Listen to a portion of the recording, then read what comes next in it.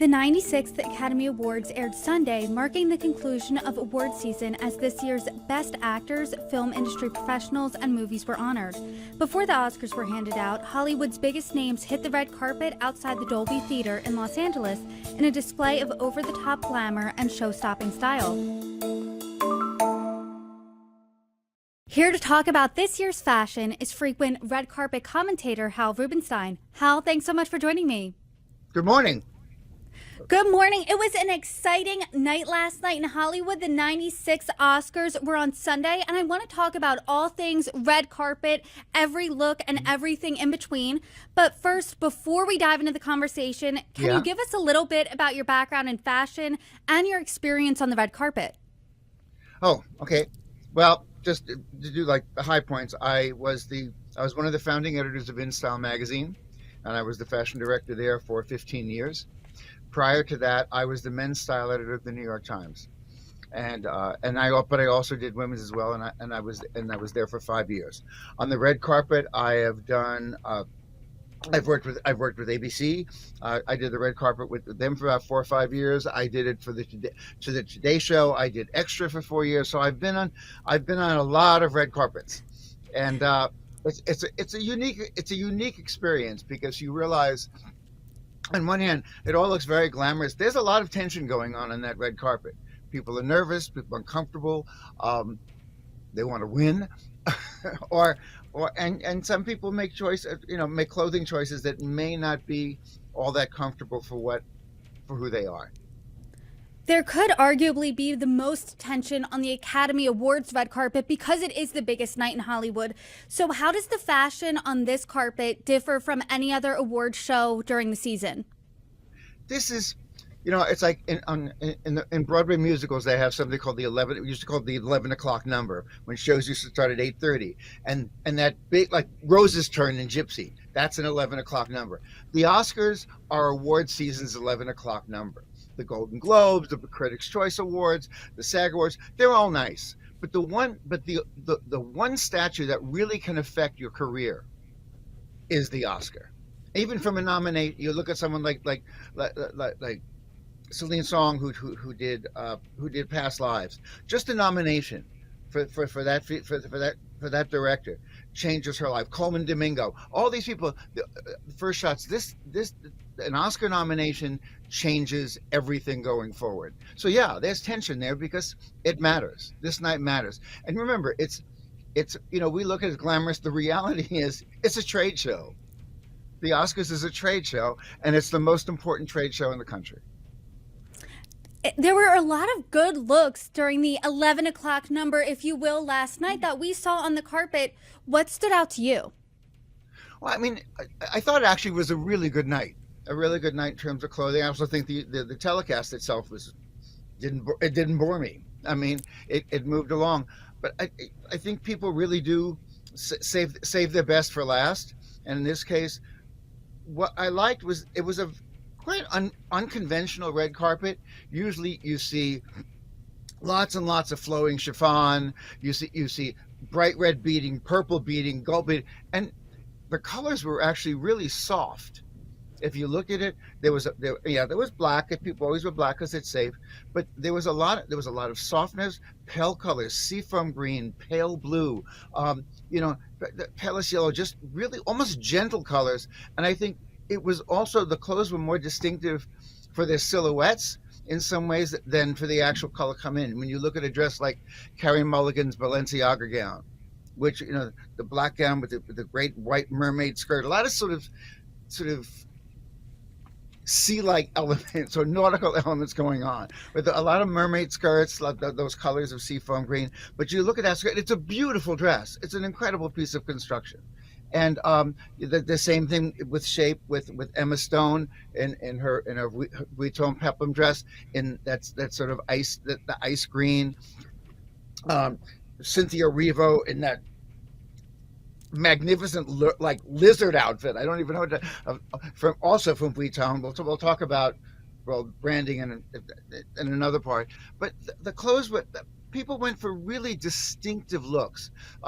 the controversial one on Emily Blunt of the Schiaparelli dress, with the straps that came out. Not my taste, but going for something different. And I think it's really important that these people take looks that sort of set them apart, that really look distinctive, and at the same time they're comfortable in moving. I noticed that soft sea-like trend. I'm thinking about Haley Steinfeld's dress. Also, those floating straps noticed with Emily Blunt, aren't also Florence Pugh. What other trends stood out to you last night? Well, I think one of the biggest things that changes is you look at the men on the red carpet. It's not one black tuxedo after the next after the next. In fact, there were very few bow ties going on. When it's there's this change in the red carpet. I actually think and I think what is responsible for the change in menswear, believe it or not, is RuPaul's Drag Race. It's There was something about the blurring of the lines of that show and its enormous popularity. Remember, men were until the end of the 19th century, men were peacocks. Men dressed as elaborately as women did. And then suddenly, somewhere in the 20th century, we took a back seat, and let women do the stuff. But when you look at both Ryan Gosling's beaded Gucci tuxedo when he came in, and then of course the pink sparkly number, the crystallized number for I'm Just Ken. Coleman Domingo's outfit with the Vuitton double-breasted crystal buttons, enormous beautiful brooch here. Simalu also wearing a Fendi sort of wrap tuxedo, also with a brooch penned at the waist. Jacob Elordi comes in bright blue. Dwayne Johnson comes in steel blue. Dwayne Wade comes in white Versace tuxedos. The men are making a statement just as much. Fashion on the red carpet last night obviously seemed like a work of art. So, from your experience, how do artists collaborate with designers for the red carpet looks, and when does this process really start? Well, some of these dresses take, the dress that Anna Taylor-Joy wore. I think took 3,500 hours to make because of all the crystal petals falling down. So these things start months in advance. Okay, they work two ways. They work with stylists, certain stylists who are very powerful and have great relationships. But two, what you noticed last night, a lot of these actors have now created, they're brand ambassadors. They're brand ambassadors. So if you notice throughout almost the entire season, Emma Stone wore Vuitton. Why? Because she's an ambassador for Vuitton. And Charlize Theron wore Dior. She's an ambassador for Dior. So in some ways, these people are locked in to these outfits, and because they're locked in with the company because simply they're getting paid. And I think what you've noticed, like this time, LVMH, which is of course the biggest fashion company in the world, but there's been a major push on their part for both Vuitton and Dior, and also last year, 2 years ago, LVMH bought Tiffany. Okay, there were more women wearing Tiffany jewelry than any other jeweler. It was just branding, because these things. That red carpet is worth money. That thing, it's free not free, but it's advertising in a way that clicks right into social media, that goes right into Reels, that goes right into Instagram, and this is better than any ad you can take out in a magazine. Remember, magazines have evaporated. So the thing is, this is the way to get your brand and to push it out. So it's real. There's a lot of politics, and it's a business that's going on that red carpet. And people are talking about the red carpet looks just as much as the actual awards. And you touched on the money component, so I want to dive a little bit deeper in there. In your experience, do celebrities get gifted, borrow, or buy these red carpet looks? Stars can get 6 figures or more for wearing a particular piece of jewelry. It's that simple. And like I said, when you're brand ambassadors, you're not a brand ambassador because it's nice they're going to dress you. You're a brand ambassador with a big 7-figure check.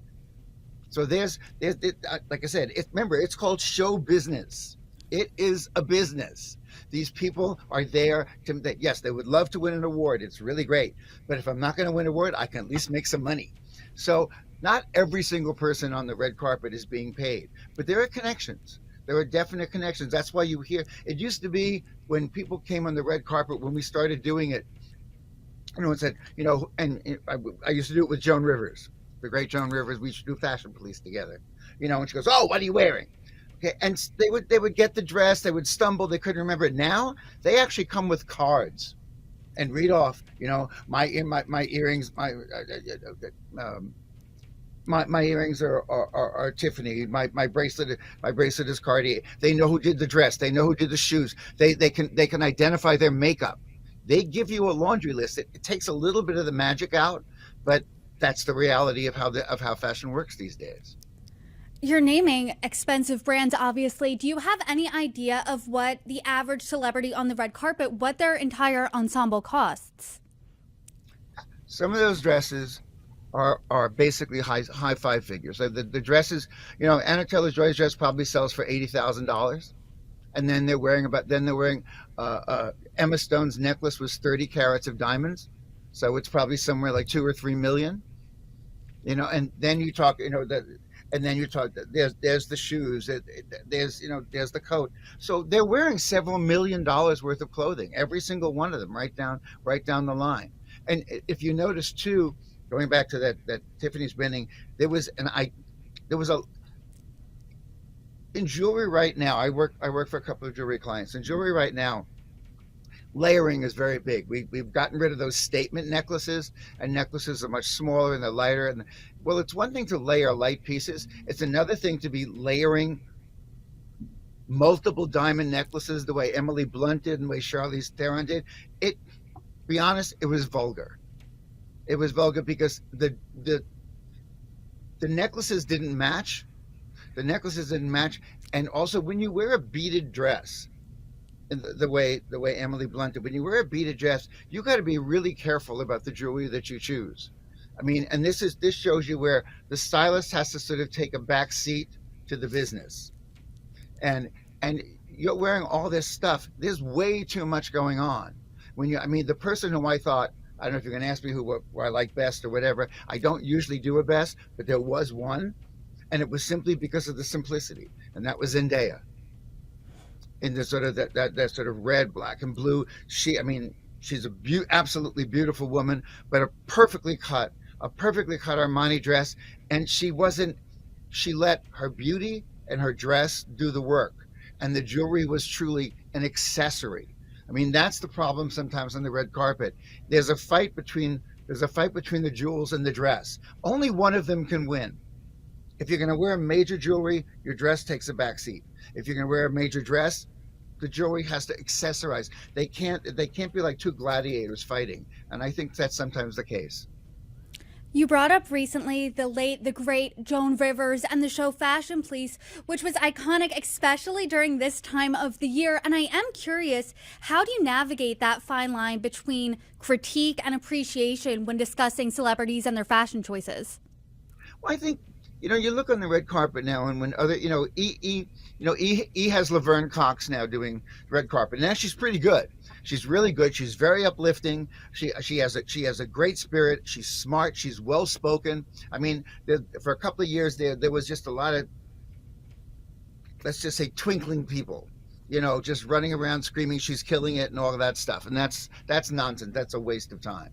But the mistake that they sometimes make is they go the other way when the network takes over, and as they did last night, the network takes over and they start discussing things. They discuss the strike, or they tiptoe into politics, or they talk about how do you create a character. No one wants to talk about that on the red carpet. Their mind is someplace else. And to be honest with you, as you're watching the show, all you want to, if you're going to watch a show like that, the only thing you want to know, what is she wearing? What is he wearing? That's all we care. I don't care about their political views. I don't care about the charities that they're working for at the moment. I don't need to know about how they created a character. I watched the movie and appreciated them. The thing is, all I want to know is who made the dress. And you can talk about how you created a character in the different press junkets when they're promoting that film. But that is an interesting point. When you're tuning in to E before the show, all you care about is the fashion. To that That's it. vein, exactly. To that vein, are there any memorable moments when you were on the red carpet that you recall that speak out to you? The first time I saw Lupita Nyong'o, remember she was unknown before 12 Years a Slave, and the first time I saw Lupita Nyong'o, and it was a scarlet Ralph Lauren dress, and she came up to talk to me in extra, and I'm not someone who's speechless very often. I was dumbstruck. I was dumbstruck by her beauty. I was dumbstruck by her look. She has I have to say that she has an incredible presence. She has just an extraordinary presence, and it just I was taken aback because I was completely overwhelmed. And then there are other people who, and she was new and fresh as well. It was all a little bit strange to her, and it was fun to talk to her and be able to navigate. And then you get someone who's a pro like Jennifer Lopez, who shows up, and it's like she shows up and it's like gangway. Everybody has to get the heck out of the way because it's that sense of movement. I mean, she's ridiculously beautiful. Anyone who thinks she's beautiful, when you see her in person, she's more beautiful than that. Her skin is like luminescent. It's bizarre. And then I remember once, it was in the booth next to mine. I won't say who it was, but somebody was interviewing Oprah and asking really inane questions. And finally she went, "Whose jewelry are you wearing?" And Oprah went, "Mine." Remember, it used to be all those great movie stars, Merle Oberon, Paulette Goddard, they had their own jewelry collections. They didn't borrow from anybody. They bought their clothes and they wore them. So it's a very different world. Like I said, you're just doing a mini fashion show, a mini runway show, and all the goods go back in the morning. Some dresses women get to keep. For the most part, most of it goes back in the morning. How has this mini fashion show, the fashion inside that, changed over the years in your experience? The important thing the reason why this red carpet has such importance is because it translates into sales. At the beginning, it was a parade, and they were pretty dresses, and we all looked at them, and we picked our favorites and who was great, who was terrible. But you realize, going back to that branding element, that red carpet, it's now calculated. How many hours worth of coverage do you get on social media, and that's worth X amount of dollars. Let's say, Charlize's dress, if somebody loves it, gets $58 million worth of advertising. So the red carpet, and if you notice, there was a time too where there were stars who didn't want to talk to anyone on the red carpet. They would smash right through and they didn't want to. Well, you're pushing a product, or you're a brand ambassador, or you're getting paid to wear a necklace, you're going to stop. And you're going to stop and talk to Laverne, and you're going to stop and talk to Adam Glassman on Extra. All these people, because you got something to sell. These people are selling. These stars are selling product because they have a connection to the company that created the dress or the tuxedo that they're wearing. Do you think that shift where now stars have to sell a product, or they are selling a product, they're an ambassador for a brand, do you think that made the carpet better or worse? It makes it, I don't know if it's better, it makes it different. Look, we're still looking at pretty dresses. I mean, and great tuxedos. And the technology, the one thing you have to factor into, the technology today is so incredible that people can create looks, silhouettes, fabrications, beading that you couldn't do 15, 20 years ago. When you look at that extraordinary dress that Anna Taylor-Joy was wearing, it's unbelievable, the craftsmanship that goes into something like that. So in that way, it's heightened. I think some of the innocence is gone. Again, look, we all get nostalgic for, we all think everything in the past was that much sweeter. I mean, political people are rewriting history about what things were like when they were in charge. So everybody winds up looking at the past with a soft focus lens. So it was a little bit more innocent. It was about, it was about Sandra Bullock and what she had on. And aren't you pretty? And it wasn't about that product element wasn't there. So it takes a little bit of the fun out of it, but I don't think most people who are watching really care. So the thing is, the brand cares, but the people who are watching is here for the fun of seeing people dressed up. I want to talk about your recent book. It's called Dressing the Part, Television's Most Stylish Shows. And in that book, you discuss some of our favorite TV shows and the way they've shaped the way we dress. Who are some of those characters or shows that you think were really influential on fashion? Yeah. Well, the book is the 50 shows that have had the most impact on how we see fashion, beauty, and style. And TV is everybody's in-home pro bono stylist. Because it's when you fall in love with the amazing thing about costume design and the difference between costume design and regular clothing design is you're designing for a character. It's not just a dress and here we go. When you're putting a dress on whether it's Lucille Ball or Mary Tyler Moore, the entire cast of Friends, everybody on Gossip Girl, we're creating characters with these clothing. And when you fall in love with the characters, as we do, whether it is the cast of Friends or Don Johnson on Miami Vice or Tom Selleck on Magnum PI or the entire cast of Dynasty, you start to emulate them. You start picking up their phrases. Think of how many women got their hair cut like to have a Rachel. To this day, people still have their hair cut in a Rachel. And you start emulating that character and you start looking for clothing that's going to impact you. When Mad Men came out, Mad Men created 3 clothing lines for Banana Republic and Brooks Brothers. They all sold out instantly. The trench coat that Kerry Washington wore on Scandal is a Tory Burch trench coat, $750 trench coat. Tory Burch had to keep that in her collection for the 7 years that show was on, simply because people wanted that coat. Scandal was the first show to live tweet. So Lynn Paulo, who was the costume designer, and Kerry Washington, the cast, would basically all get together with a couple of bottles of wine, and they would tweet. Gossip Girl was so staggeringly influential that at InStyle, we used to post all of the clothing the next day online and where you can find it, and where you could find something cheaper if you couldn't afford that.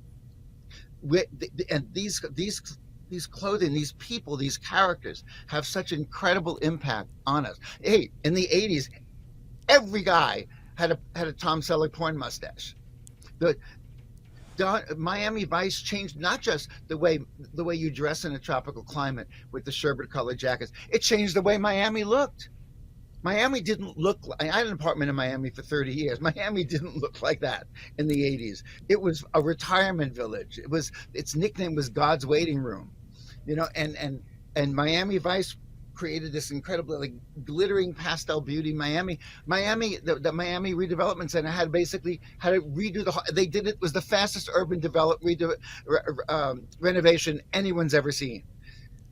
And the show that of course probably has the most impact, Sex and the City, it not only was a boost to fashion and got people excited about Fendi baguettes or Manolo Blahnik or Magnolia Bakery cupcakes, but it also it put forth such a love of fashion, and more importantly than that, it changed the way we look at women as they get older. Remember, Carrie was in her 30s, Samantha was in her 40s, and what that show said was, you don't have to be 25 to be beautiful. You're in your 30s. You can be rocking and desirable. You can look amazing. Okay, you can have great girlfriends. You can have really good talks. You can get laid all you want. It changed the way we look at women, and it's the greatest love letter anyone's ever created for New York City. You brought up a really interesting point about Sex and the City, about women finding happiness as they get older. You can see that too in And Just Like That. But you're working on a project that has similar themes. Can you talk about that a little bit? Well, I mean, I've been speaking to these men and women from my career, from, like I said, the Times and InStyle, and they've all sort of grown up with me. Well, there are now 100 million Americans over the age of 50, and we're aging in a way that we didn't anticipate. Remember, we looked at generations of people who worked a certain number of years. They got a gold watch, a retirement, a pension plan. They went to Sarasota and played shuffleboard. I'm not knocking Sarasota, but they play shuffleboard. People are not aging in that way anymore, especially if they're doing jobs that they like. They don't want to retire. They want to keep on working. We're much more concerned about our health. We're much more concerned about the way we look, the way we dress, about our energy, about staying relevant, about staying curious. But the culture is still so youth oriented that even though people over the age of 50 control 73% of the disposable income in this country, only 15% of advertising in America is aimed at anyone over the age of 35. So you have car dealerships, putting like 20-year-olds in automobiles on ads. Young people don't care about automobiles. They don't care. When I was 16, all I wanted was a driver's license, was a learner's permit. Most young people on friends don't even have licenses. They don't care. They can take an Uber and they're done. So, but those of us who are over 50, we want a next act. We or you want to fall in love, whether people are divorced or widowed. Remember, half of the population is divorced. Well, they want a new act. They want a new love. They want a new life. They want to start fresh. Where do you go for this information? And it's not there. There's nothing out there to people. I call it new aging, as we new age. How do we do this with a fresh eye? And I want the Happy Grownup, which will start out as a newsletter, a weekly newsletter, and a weekly podcast. And the purpose of both of them is to give these people information, give these people examples, to talk to extraordinary people like Damon John, Norma Kamali, Mindy Grossman, people who are new aging in a way that keeps them vital, that keeps them excited. It's wasted energy to get up in the morning and wish you were 37 again. It's not going to happen. It's wasted energy if you go into a gym at 60 and try to exercise the way you did when you were 40. There's new information that has to be learned. I think that's a really interesting perspective. This was a really fun conversation. Hal Rubenstein, thank you so much for joining me. I hope you come back on again soon. Whenever you like. Thank you so much for the time.